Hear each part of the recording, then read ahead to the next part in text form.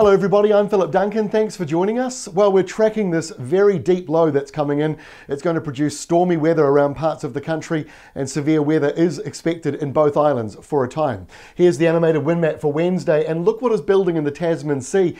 It is a big long line of subtropical northerlies already reaching Fiordland. Things are warming up there. In fact, you can see the coldness being clipped off the lower side of the South Island. The blue there indicating a cold start again around the South Island, but that will change things as that northerly comes in over the next couple of days. So let's move on now and see what is going on. This is the setup for Thursday as this storm moves in from the Tasman Sea. The central air pressure likely to get right down into the 970 hectopascal range, and look at the size of it, stretching over the whole Tasman Sea.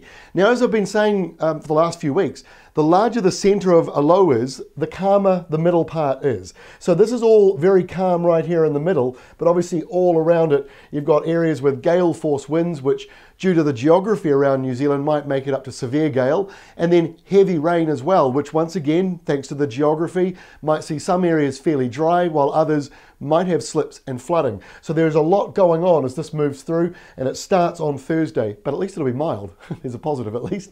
On to Friday. So the main front sort of separates away from it and moves out to sea. The Chatham Islands will be dealing with that on Friday, but look at the rest of us under this deep, deep area of low pressure, and like I say, the central air pressure right here could be well down into the 970 hectopascal range. That's incredibly deep. And last week, we pushed back saying the localized severe weather was not a nationwide storm, which the media and other forecasters were calling it.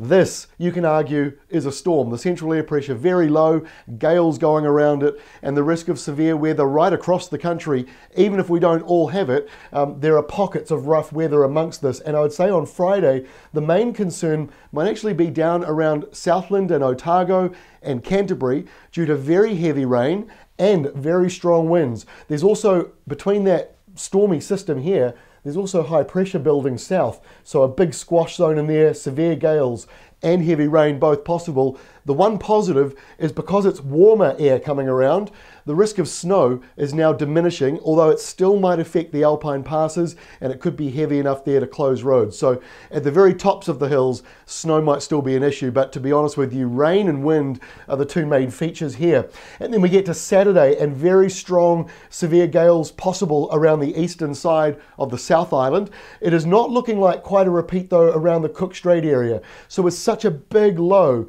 in charge, there's going to be a lot of fine tuning right through until we reach the weekend basically. So there's a lot of moving parts with this. It does get colder here on Saturday. Snow showers more likely around the ranges and hilltops, but again, not to super low levels.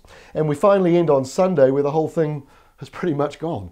So wow, what a busy few days coming up. Now this big low doesn't mean we will all have severe weather. Please keep up to date with the tax-funded weather warnings that Met Service should be providing, and also their other alerts with weather watches and things like that. And obviously keep up to date with us.